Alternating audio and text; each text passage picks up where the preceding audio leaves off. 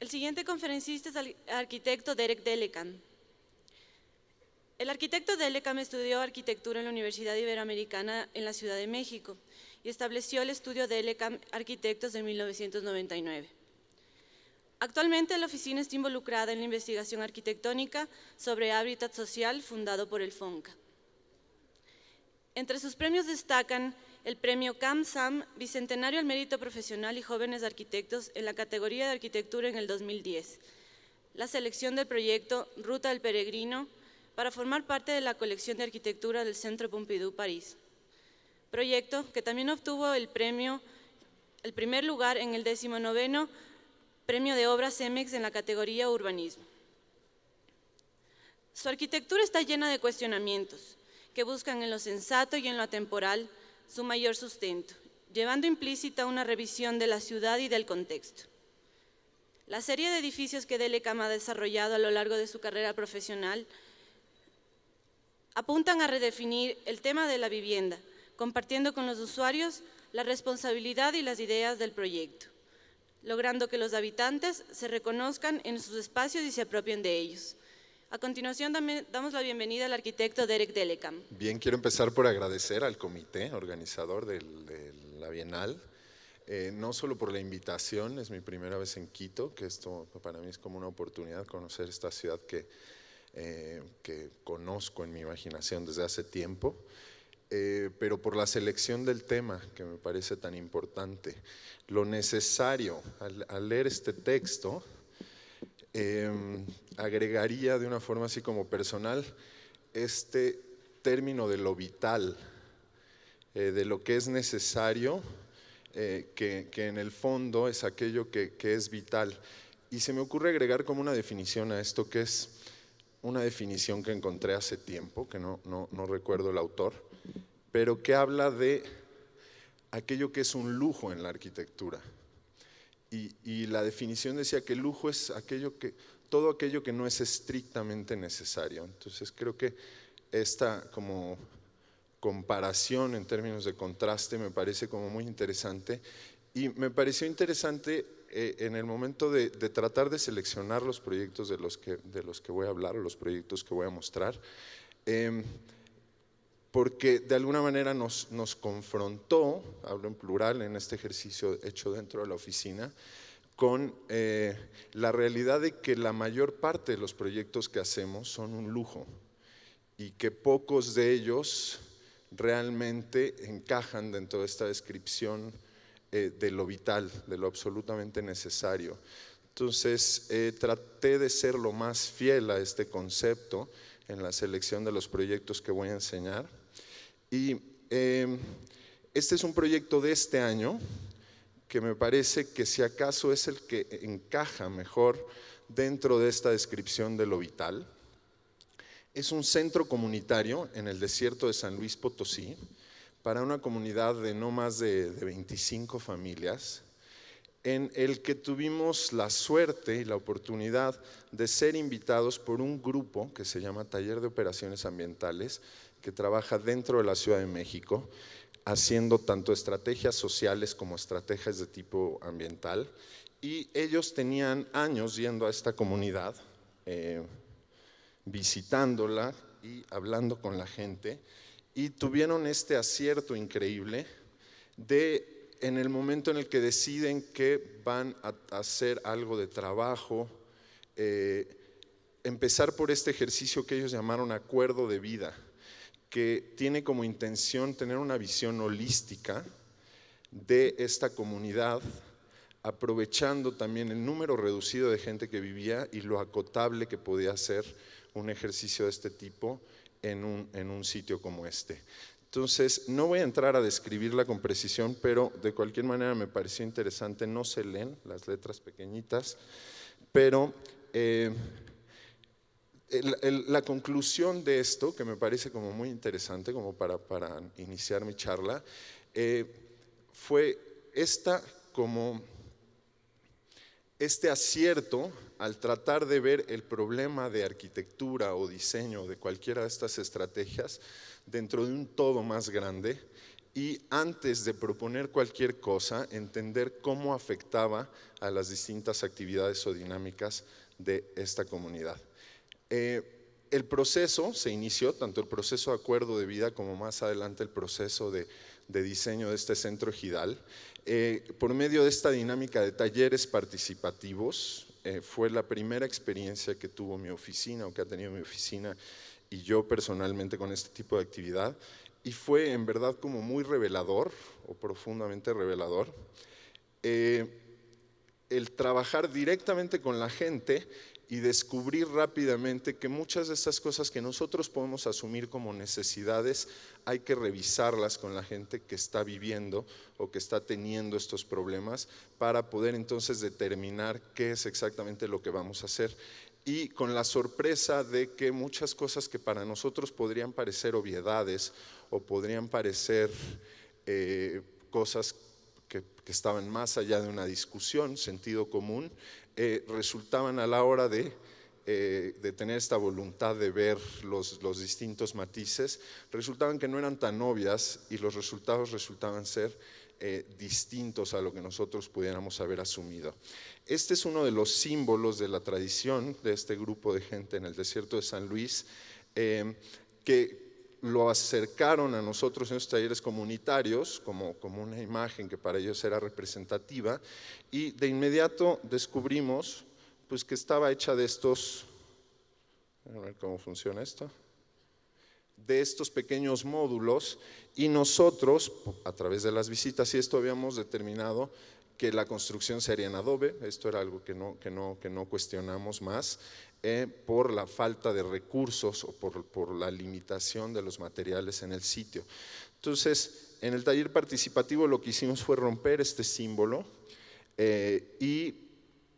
con ellos empezar a jugar dentro de ya este espacio determinado que tenían asignado para la construcción del centro ejidal, y literalmente como si se tratara de un juego democrático, porque se iban moviendo las piezas y la gente opinaba qué beneficios y ventajas veían de esa organización espacial. Y finalmente, este es el equipo de gente, el grupo de gente que se sumó a estos talleres participativos, tanto dentro de la oficina como dentro de la comunidad. Y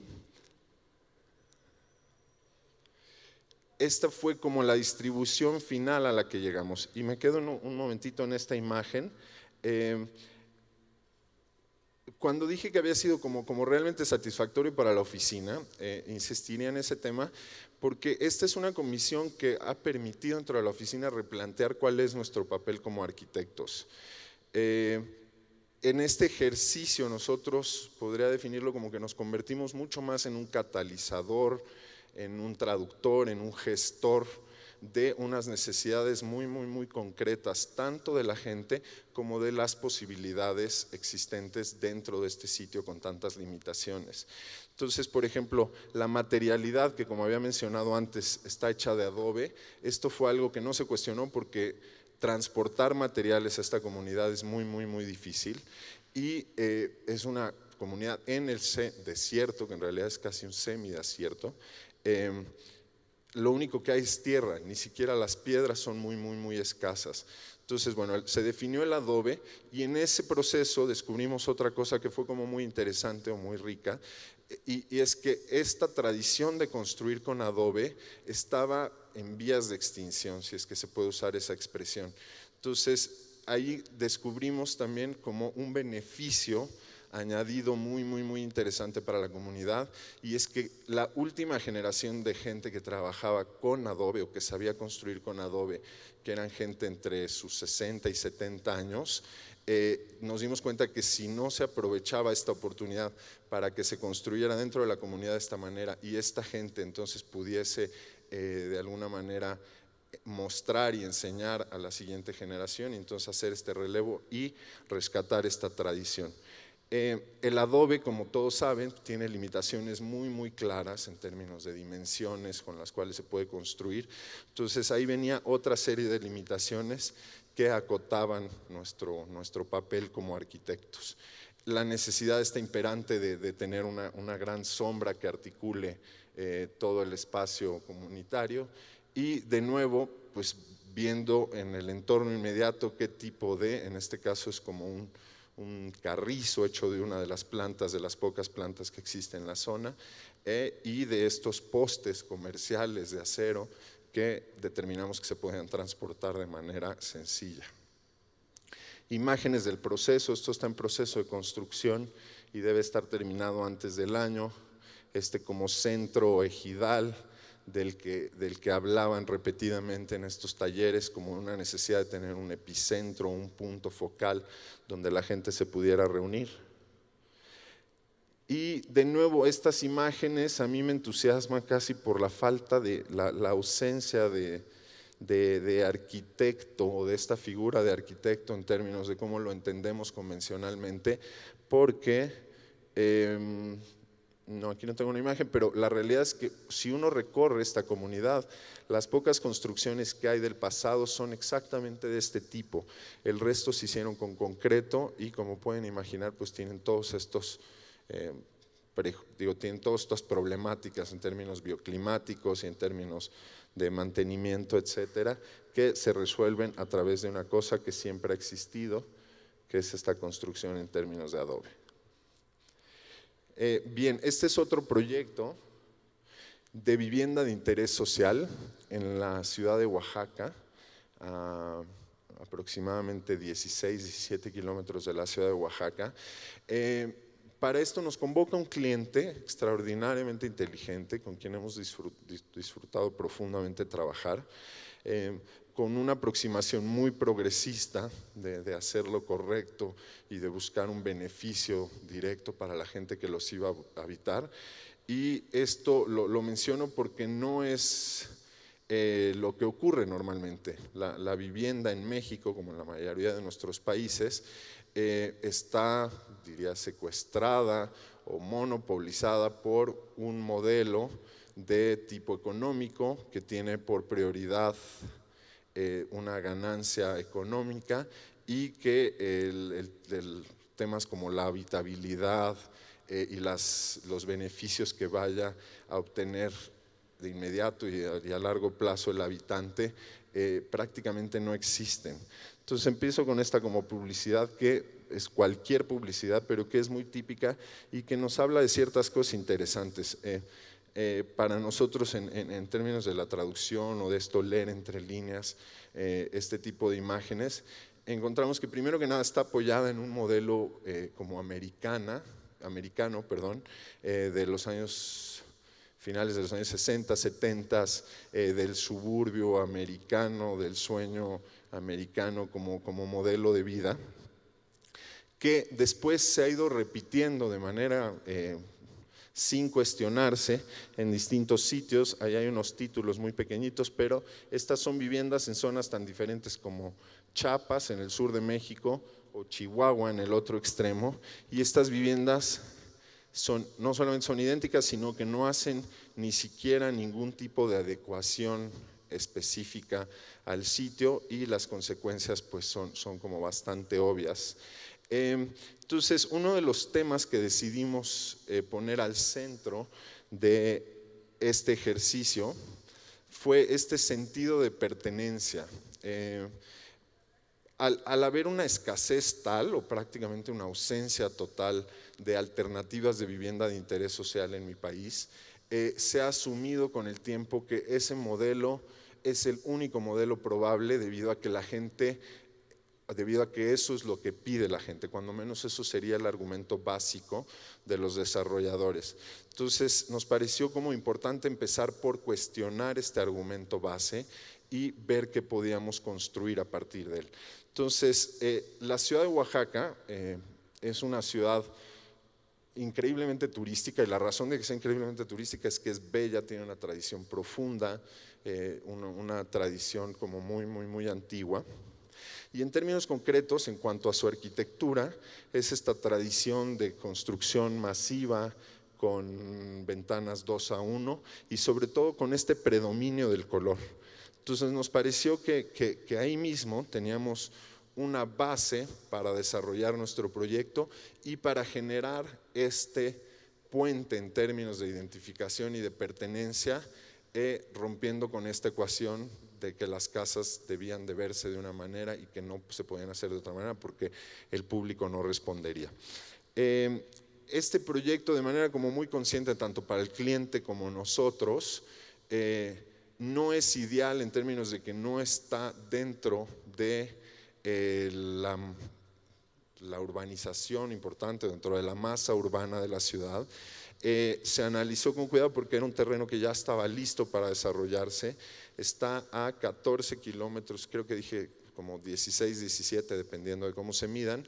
de la ciudad, y nos pareció que entonces era razonable desarrollar el proyecto ahí. Se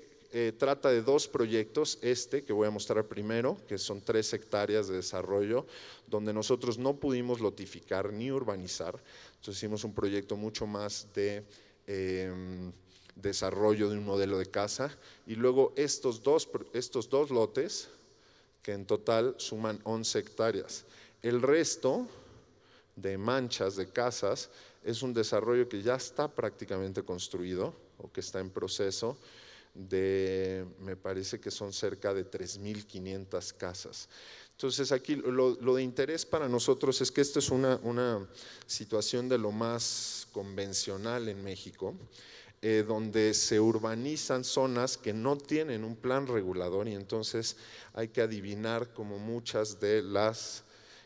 no solo adivinar, sino que hay que proponer sobre la marcha cuál va a ser la urbanización, es decir, cómo se van a lograr, cómo se logra circular en este espacio que no está previamente planeado, qué tipo de servicios se pueden ofrecer o qué tipo de servicios se compensan.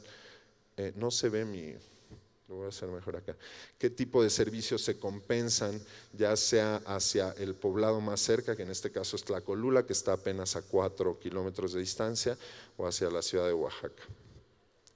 Como dije, este es más un modelo de casa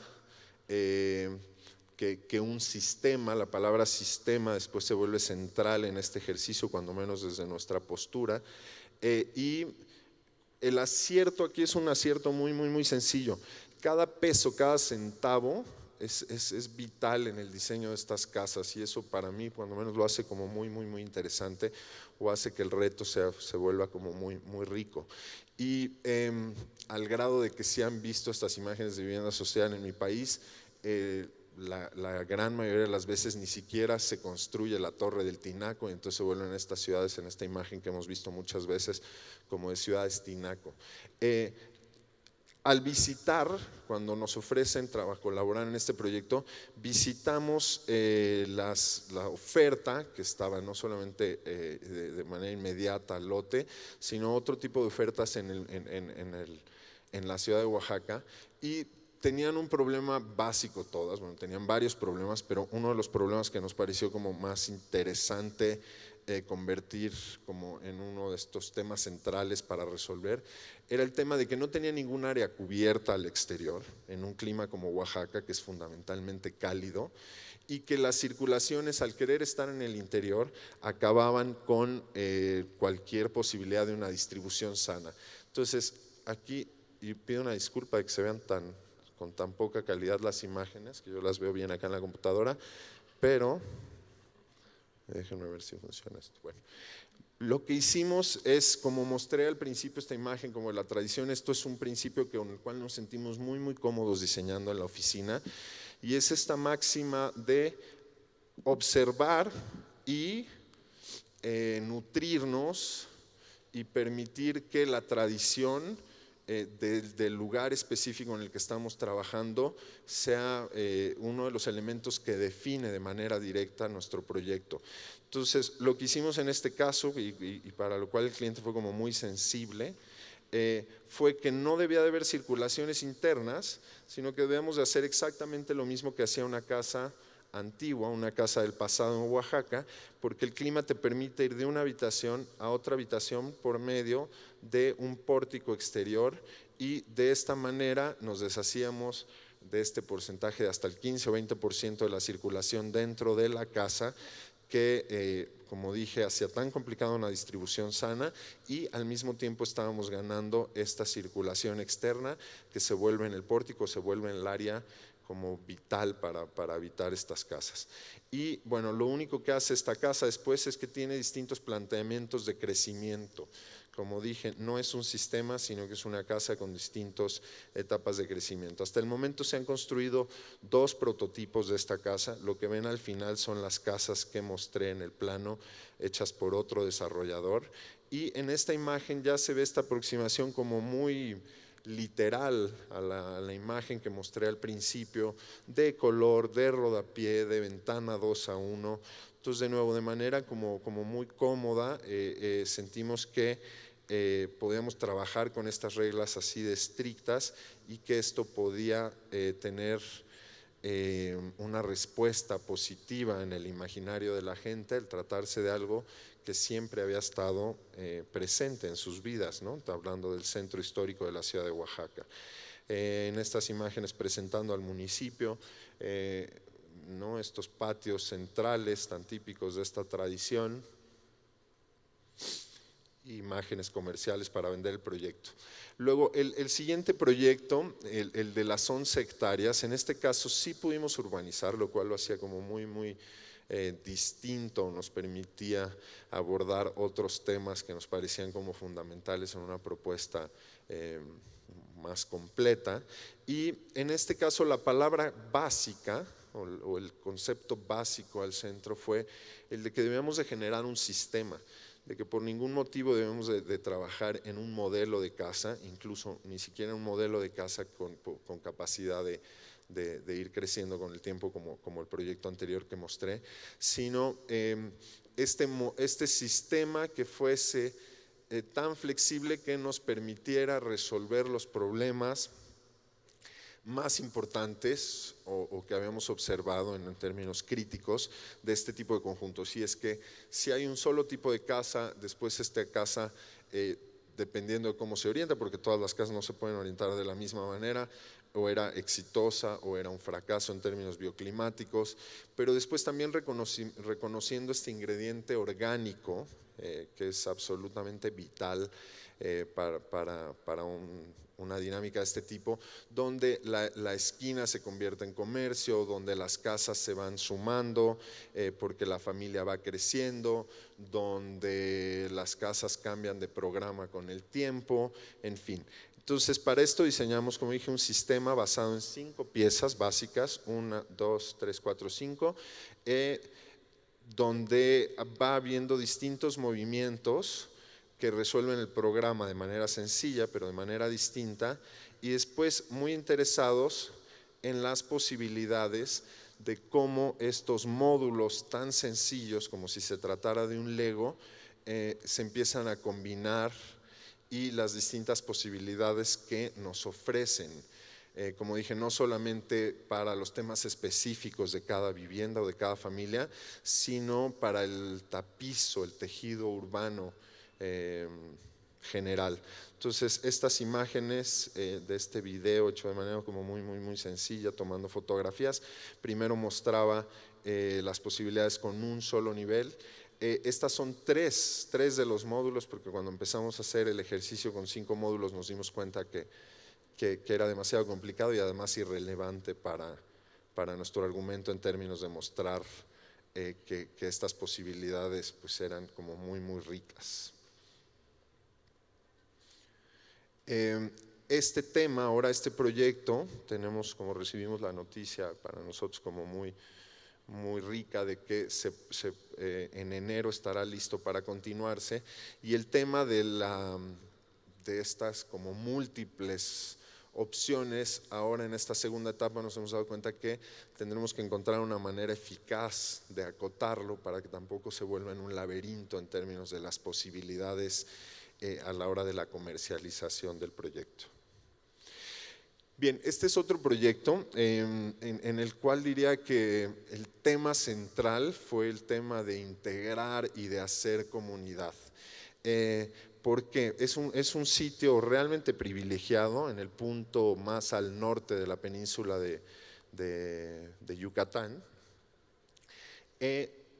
con este cliente que se nos acerca y tiene 13 kilómetros de frente al mar, viendo hacia el norte junto a esta fábrica de sal o este sitio de sal, en este lugar que ahora verán las imágenes, pero con toda esta reserva protegida, una reserva ecológica, y este pequeño poblado llamado Río Lagartos. Entonces, afortunadamente, el sitio, que aquí ven algunas imágenes, está altamente protegido, la densidad es increíblemente baja, es de 90 metros por cada 2 hectáreas de terreno, también con restricciones en términos de los materiales con los cuales se puede construir. Y el dueño de este terreno tenía pues muchos años visitando su propiedad y teniendo una relación muy estrecha con el pueblo de pescadores, que es este, que se llama Río Lagartos, lo mismo que la reserva, y tenía también de una manera como muy atinada una sensibilidad muy clara que discutimos al principio del proyecto y que compartimos, de que para que el proyecto pudiese avanzar a los siguientes niveles y pudiese ser exitoso, había esta necesidad absolutamente vital de integrar, no solamente en términos de oportunidades de trabajo, sino en términos culturales y en un sentido profundo, a la comunidad del pueblo de Río Lagartos. Por otro lado, teníamos este tema de que el sitio parecía tener como muchas desventajas comerciales.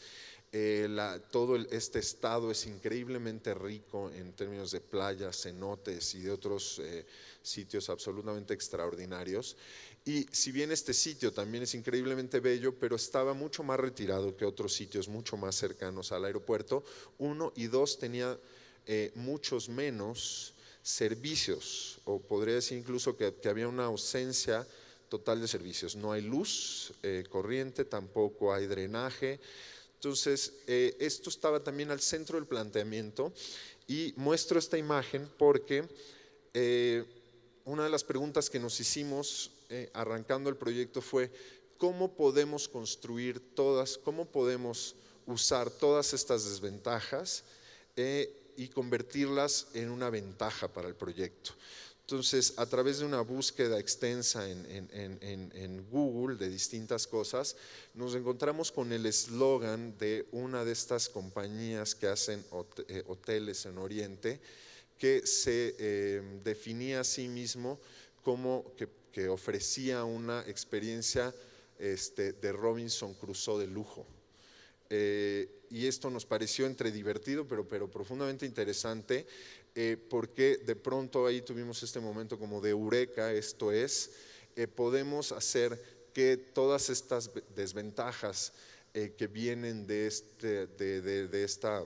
naturaleza remota del sitio, del que estuviera tan lejos de otros lugares y que careciera por completo de servicios, que se podían convertir en aquello que se volvía el tema para visitar este lugar. Y de nuevo hicimos una investigación, como dije, esto es algo que nos interesa como mucho, de qué tipo de arquitectura había en el sitio y por qué funcionaba. Estas son imágenes de arquitectura típica maya, y después este tipo como de aburguesamiento de la misma arquitectura, que tuvimos oportunidad de visitar algunos de estos sitios. Y la verdad es que funcionan de manera extraordinaria en términos bioclimáticos, que esta es una máxima absoluta en un lugar de este tipo, porque las temperaturas pueden ser muy extremas. Y bueno, teníamos la ventaja además de que el lote, de que el terreno estaba completamente abierto hacia el norte, y estando ahí el lugar es tan bello que siempre jugamos con este tema de que lo que se necesitaría en realidad era un paraguas para cubrirte una gran sombra, porque el lugar era tan bello que no necesitabas mucho más. Entonces, a partir de esta idea como de la gran sombrilla y de este análisis de cómo funciona la arquitectura local en términos bioclimáticos, de ahí derivamos un sistema con el cual podíamos trabajar, y generamos primero que nada este contenedor que nos bloquea hacia los lados donde tenemos exposición hacia el sol, y luego sobre esa caja inicial distribuimos nuestro programa. Con estas imágenes se va a entender mejor, pero esta es la densidad para darnos una idea. Este es el terreno de 2 hectáreas y este es el tamaño de la casa. Es como muy pequeñita, y a este se le agregan otras actividades como experiencia para poder vivir de manera interesante o explorar el sitio de una manera muy rico. Tanto que visualizamos la casa como una de nuestras máximas, como una herramienta para explorar el sitio, como si se trataran de unos binoculares o como si se tratara de una balsa para poder explorar el sitio. De esta manera vimos la casa como una herramienta y también como una casa que, más que tratar de ser una casa directamente funcional, tendría que ser una casa cuya experiencia fuese muy rica, porque nunca se planteó como una casa para habitar tiempo completo. Y quizás aquí me faltó decir que este proyecto tenía como fin el ser, o tiene como fin el ser el detonador de este conjunto, como de este proyecto de desarrollo.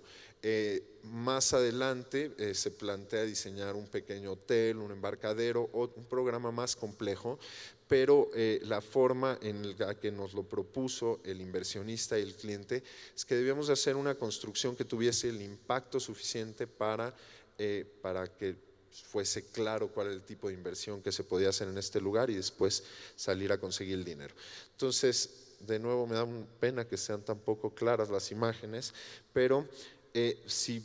regresamos a la imagen que vimos de Robinson Crusoe, pues funciona de manera increíble porque hay un bosque. Aquí no teníamos un bosque, entonces de alguna manera empezamos con esta retícula que ya nos daba ese tipo de posibilidades, y después sobre esa retícula soportamos los distintos programas de la casa, poniendo un techo de carrizo hasta arriba ahora voy a explicar cómo funciona bioclimáticamente, y estas paredes que nos protegen de la incidencia del sol. Aquí está una maqueta donde creo que es más claro. Uno de los trucos acá es que los 90 metros cuadrados, si yo trato de resolver una casa de 90 metros cuadrados en el bosque, funciona perfectamente porque es una casa pequeñita, pero no tengo que generar todas estas áreas exteriores en las que me voy a proteger del sol y en las que finalmente voy a habitar la mayor parte del tiempo. Entonces, haciendo una lectura como atenta del reglamento, los techos con carrizo no contaban como área construida. Entonces tenemos toda esta área de carrizo que nos va a permitir esta gran sombrilla, y dentro estas cajas, que estas sí tienen una losa permanente que cuenta como área construida. Entonces el corte, donde se encuentran como estas cajas como suspendidas, y no sé si quizás no tengo una imagen de cómo funciona la aproximación biclimática, entonces la voy a explicar acá, pero es muy sencilla. Tenemos estos techos de carrizo que impiden que haya una exposición directa sobre las losas, que son el problema más importante de calentamiento. Entonces el carrizo sombrea la losa permanente de los espacios. Con eso nos quitamos con la parte más importante del calor, y luego está completamente abierta de tal manera que el viento viene del norte, circula y siempre está saliendo por todos lados. Entonces, de alguna manera, si recuerdan la imagen que mostré al principio de cómo se hace bioclimáticamente, de cómo funciona bioclimáticamente la arquitectura en ese sitio, está funcionando de una manera como muy directa o muy parecida. Las plantas que responden directamente a esta retícula, y luego las distintas fachadas. Tanto este proyecto como el anterior de vivienda de interés social son proyectos que hemos corrido por este programa que se llama Ecotec, con el cual hemos disfrutado profundamente trabajar en la oficina, porque nos permite como un grado de objetividad como muy preciso o muy certero. Entonces, por ejemplo, estas fachadas, aunque el concepto general funcionaba, pero estas fachadas puedes correrlas y saber exactamente cómo están afectando el interior y dónde puedes o debes perforar. Unas imágenes de un poco la atmósfera que se crea con estas casas, y de nuevo con esta posibilidad, si recuerdan la imagen de Robinson Crusoe, de esta casa que es sobre todo más como una casa aventura, con distintos niveles, siempre cubierta por este gran paraguas que hace que la casa parezca mucho más grande de lo que realmente es. Y luego que es un proyectito muy chiquito, derivado de la casa más grande, pero que fue como muy bonito, y es que en todas estas aproximación a la comunidad y tal, en la que fuimos aprendiendo porque fuimos mostrando nuestro proyecto, nos piden que hagamos un modelo básico de vivienda para pescador, para poder tener en las orillas del mar, porque el pueblo de Río Lagartos está a escasos 2 kilómetros de la orilla del mar, pero en estas casas, como ellos lo planteaban, eran casas que podían usar en la temporada de pesca para poder dormir ahí y estar pescando en la madrugada. Entonces sigue exactamente los mismos principios que habíamos aprendido en la otra, este techo de carrizo que no permite que se caliente la losa permanente, y también esta apertura general, en este caso con una bodega en la parte baja. Y esto que no mencioné en el anterior, tanto en este como en el otro, estas casas sobre pilotes para permitir que al subir la marea no tengas un problema directo. Bueno, este es un proyecto, estoy viendo mi tiempo, pero este es un proyecto en proceso que de alguna manera decidí compartirles por el tema de la Bienal y por lo relevante que es para nosotros en base como a estos temas, pero es un proyecto en proceso, es un proyecto de investigación. Es el resultado de la beca, una beca en México importante que se llama el Fondo Nacional de Creadores, y en el que nosotros ingresamos una propuesta de hacer una radiografía sobre el sistema de vivienda de interés social en nuestro país. Y de aquí creo que si acaso nuestra prioridad o nuestro interés central en este tema fue, bueno, sin duda la vivienda, pero el reconocer la absoluta falta de información que hay, cuando menos en México, sobre este tema. Entonces nos parecía que si podíamos nosotros aportar algo de importancia a esta dinámica, era informar, de manera como sencilla, hacer una radiografía e informar. Entonces esto, voy enseñando estas imágenes que me gustan muchísimo de una fotógrafa que se llama Livia Corona, que muestran la realidad de la vivienda social en México y sin duda en muchos de nuestros países. Y luego estas que son tarjetas de información que voy a ir mostrando rápidamente, pero que muestran, por ejemplo, esta habla de que un 20% de la población activamente económica ni siquiera es capaz o ni siquiera tiene recursos suficientes para comprar una vivienda de este tipo. Estas imágenes que muestran la necesidad, hay una necesidad de 10.8 millones de casas en México, contra esta imagen que muestra que hay 5 millones de casas abandonadas,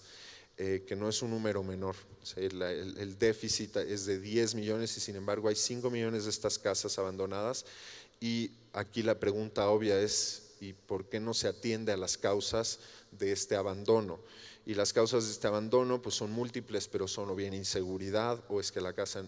que la persona que ahorró toda su vida, en este caso para mudarse a esa casa, en cuanto se muda desiste de habitarla porque tarda 2 horas en transportarse a su trabajo. En fin, estas razones que conocemos, y como dije al principio,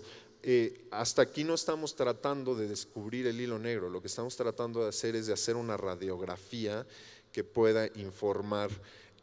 más allá de un grupo académico, porque la poca información que encontramos con una visión holística sobre el tema siempre tiene la desventaja de que está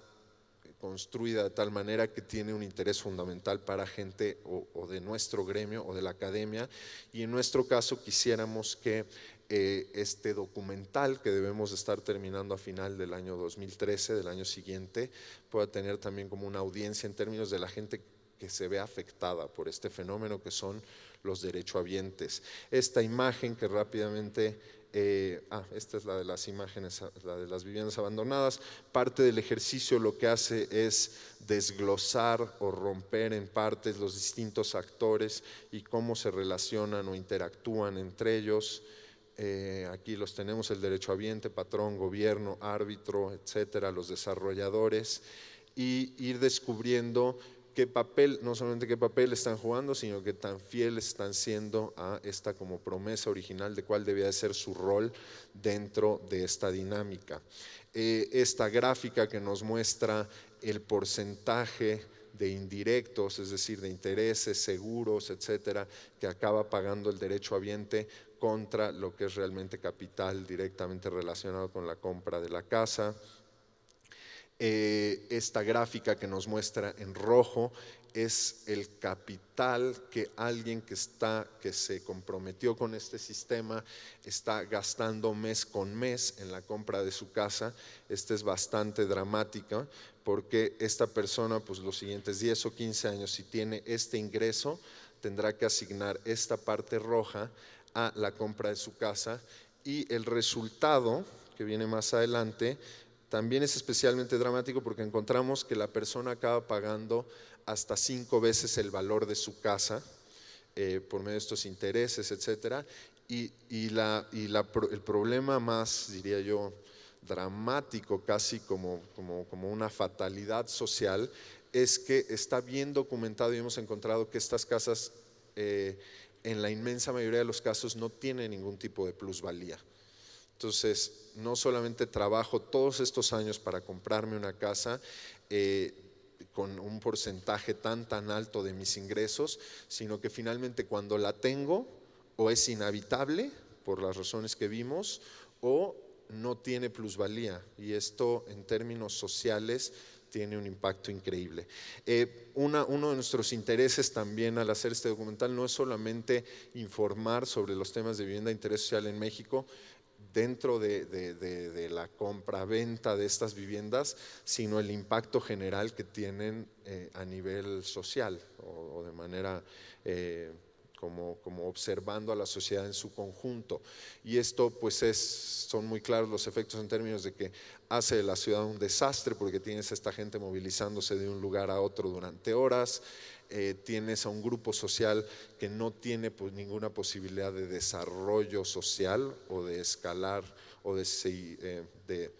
subir dentro de esta escalera de ir aumentando sus ingresos por la falta de plusvalía de su casa, problemas como la increíble o la pobrísima calidad de las viviendas, que además de que no tienen plusvalías, inmediatamente necesitan de mantenimiento cuando no hay recursos, en fin.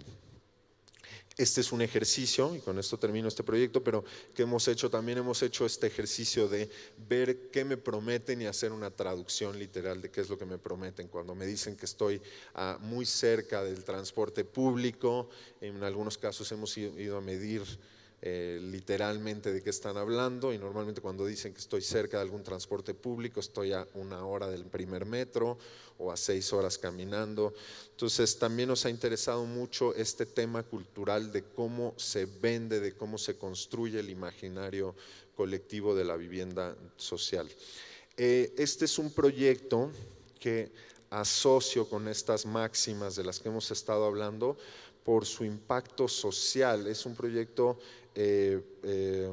para una peregrinación religiosa que el gobierno, no hemos encontrado una forma de corroborar esta cifra, pero que estima que más de 1 millón de personas atienden cada año. Este fenómeno ocurre alrededor de la Virgen de Talpa, es en el estado de Jalisco,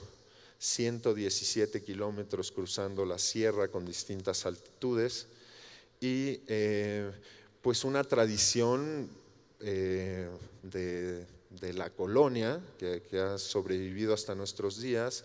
con distintos grupos sociales que atienden año con año, una tradición como muy de familias también, como de relevos familiares, en situaciones muy difíciles por la falta de infraestructura por una parte, pero también por las condiciones naturales, que si bien son sitios que naturalmente son muy interesantes, muy ricos, existe esta coincidencia desafortunada que la peregrinación ocurre durante la época de secas. Esto es en la temporada que no es la peregrinación. Entonces los elementos que encontramos acá, bueno, fueron sitios naturales extraordinarios, y luego ya el problema concreto del impacto negativo que tenía en este sitio la peregrinación al no haber planeación básica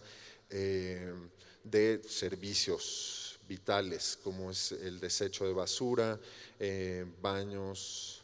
Luego este fenómeno muy interesante que en México se llaman milagros, donde la gente a lo largo del camino va poniendo esta señalética o estas como objetos que tienen un simbolismo para ellos. Y este proyecto se dividió en dos tareas muy interesantes para nosotros. La primera, que llamaría yo casi como de urbanismo, que estamos hablando de temas remotos o rurales, pero que se trataba de la planeación y gestión de estos servicios que fui mencionando. Entonces, en estas distintas gráficas, que bueno, no se entiende muy bien por lo pequeñito que están, pero se fueron atendiendo las distintas cosas, como cómo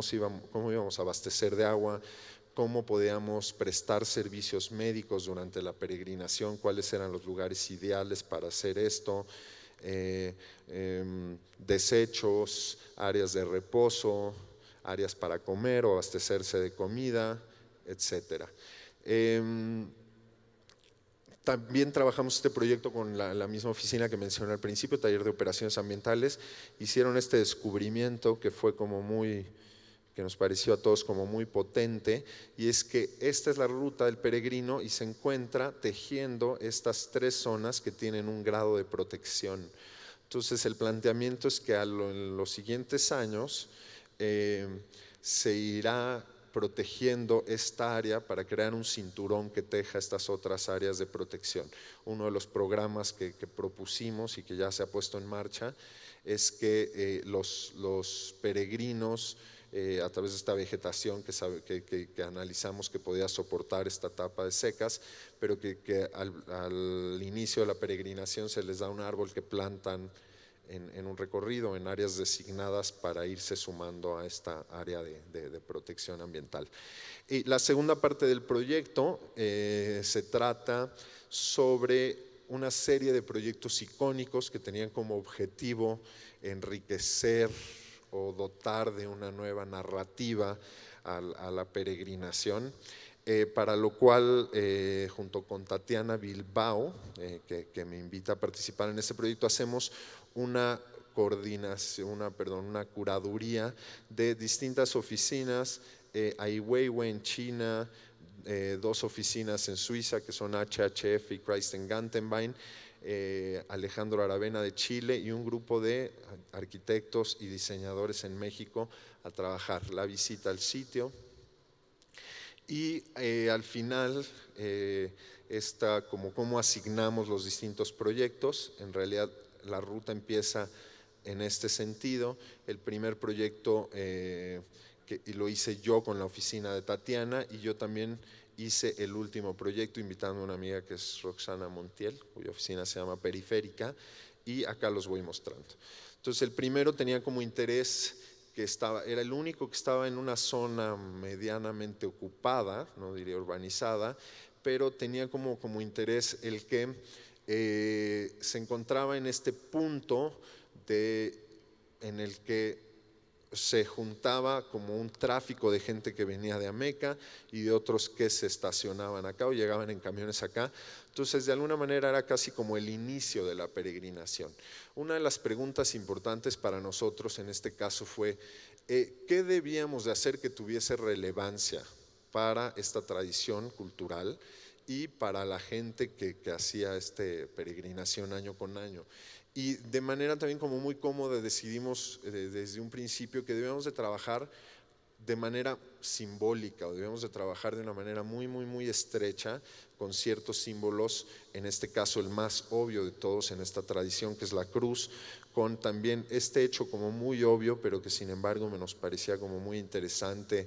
y como que permitía reinterpretarse y revalorarse, que la cruz es al mismo tiempo, fue durante siglos la planta de todas las iglesias. Este proyecto que hice con Tatiana, cuando lo platicamos, también sentíamos una fuerte seducción por estos espacios inconclusos. Esta es una capilla que se llama la Capilla Inconclusa en Portugal, un convento en Oaxaca que tiene las mismas características. Y bueno, también sabíamos que el proyecto debía de ser algo que se pudiese leer a la distancia. Esta era otra de las condiciones fundamentales porque marcaba en términos de la narrativa que mencioné el arranque o el inicio de esta peregrinación. Entonces, esto es una maqueta hecha de concreto que expresa la idea básica sobre el proyecto. Y otro de los temas que parecía interesante acá, o que debíamos de resolver, que nos propusimos resolver, es que la pieza debía de ser capaz de generar una parte importante de sombra, tanto que exploramos algunas techumbres que parecían poco eficientes, y estas grandes estelas lograban esto también, como proyectar sombras muy muy grandes, que en las peregrinaciones hemos descubierto que la gente se mueve como si se tratara de un reloj siguiendo estas sombras. El contexto en el que está. ¿Por qué una capilla abierta? Porque al tratarse de este lugar que tenía ya un asentamiento y que estaba tan cerca del poblado de Ameca, nos propusimos que la pieza además funcionara para eventos del día a día de esta población. Entonces, la capilla se usa ahora para primeras comuniones o bodas de la gente de ahí, incluso se hacen misas. Una de las condiciones que propusimos para todos los arquitectos, por lo remoto de estos lugares, era el trabajar con una paleta mínima de materiales. Solo se podía hacer o en tabique, ladrillo,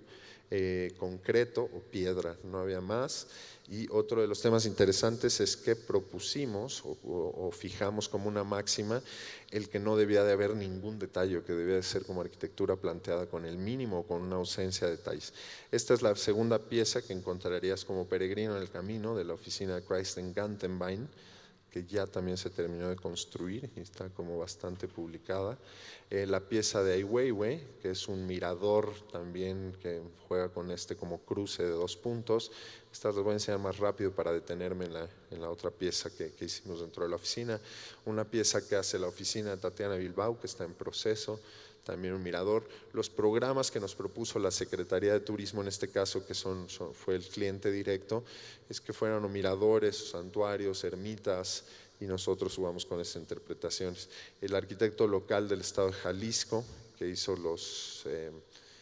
hostales o dormitorios o áreas de descanso que el resto del año se usan como espacios de multiuso. Esta oficina de HHF, que hace también este mirador como una espiral dentro del camino que asciende a este punto de una vista privilegiada. La pieza de Alejandro Aravena, que es como un cuadrado que enmarca tanto la vista del valle como hacia el otro lado un cerro llamado Cerro de las Cruces, donde la tradición, donde a través de los años la gente va colocando estas cruces blancas, y al revés, perdón. Y por último, lo llamamos templo vacío, templo del vacío. De nuevo está, en este caso específico, como esta obsesión por los símbolos. Habíamos trabajado con la cruz en el proyecto anterior, y en después de revisar varias cosas, nos entusiasmamos por la idea del círculo. Nos sorprendió de una manera como muy rica la presencia que tenía el círculo, no solamente en la cultura prehispánica en México, sino en todas las culturas, porque descubrimos que prácticamente todas las culturas coquetean de alguna manera o tienen alguna relación simbólica con este círculo. Encontramos este video que nos pareció como muy seductor, interesante. Descubrimos que hay campeonatos mundiales para dibujar un círculo perfecto. Y pues de esta imagen nos conmovió muchísimo esta simpleza de lo que se podía lograr con un gesto sencillo y directo. Tengo que esperar a que acabe.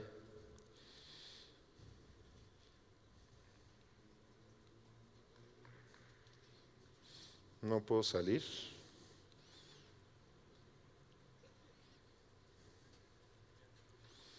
No, a ver si alguien me puede ayudar, porque no me deja salir de acá. Ahí está.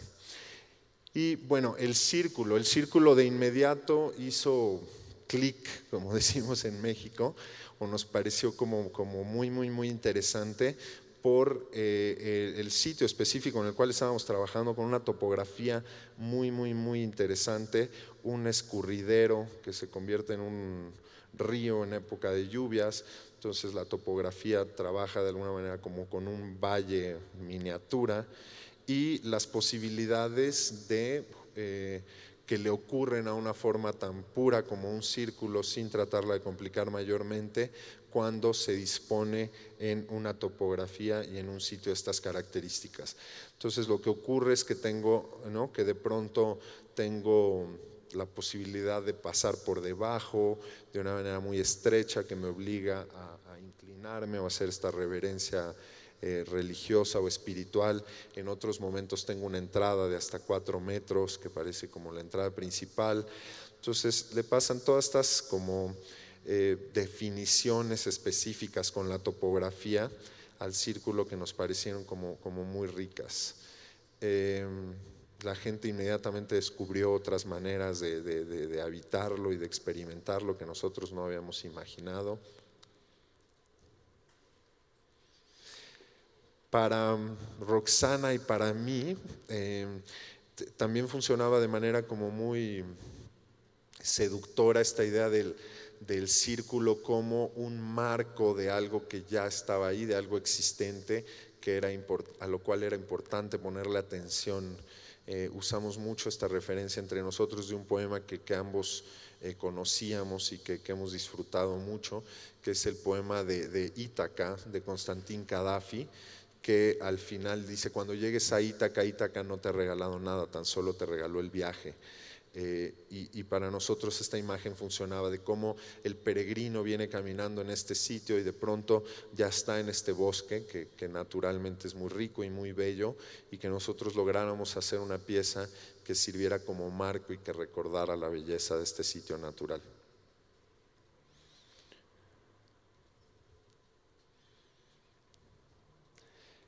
Y esta es la última pieza antes de llegar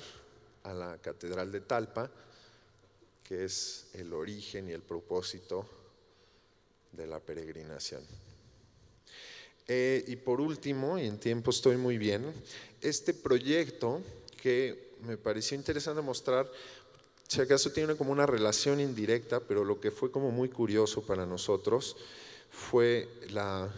este ingrediente de integrar a la comunidad de un evento popular dentro de otro evento de alta cultura, digámoslo de esta manera. Esta es una avenida que cruza toda Guadalajara, la ciudad de Guadalajara, la capital de Jalisco, y en este sitio que se llama Parque Mirador, Herzog y de Morón están diseñando, y ya se inició la construcción de un museo de arte contemporáneo. Esta es la Cañada, al final de la avenida, que es un sitio realmente espectacular. Este render tomado de la oficina de Herzog y de Morón, donde enseñan el museo. ¿Y qué es lo que nos piden a nosotros? Se dan en el desarrollo del proyecto, en estas como convocatorias ciudadanas y tal, de pronto se vuelve un tema central el rescate de la cafetería original, que era una cafetería hecha de materiales impermanentes, pero de esta comida tradicional en México que se llama barbacoa, y de pronto se vuelve en una de las piezas centrales para la negociación que el museo se pueda desarrollar. Es que hay que conservar este sitio que es el ingrediente popular dentro del parque y dentro de este nuevo programa de museo. Entonces nos piden a nosotros intervenir en esta cafetería, y lo que hacemos con esta consideración de la presencia protagonista del museo es hacer una pequeña excavación dentro de este corte, ¿no?, de la Cañada, y después sobre ese colocar una pieza muy sencilla que responde a su naturaleza estructural y que resuelve el problema que se nos propuso en un principio de convertirse en un mirador al mismo tiempo que en la parte de abajo o en el espacio residual alberga la cafetería. Y estas son dos imágenes con las cuales voy a terminar de cómo se verá una vez que esté construido.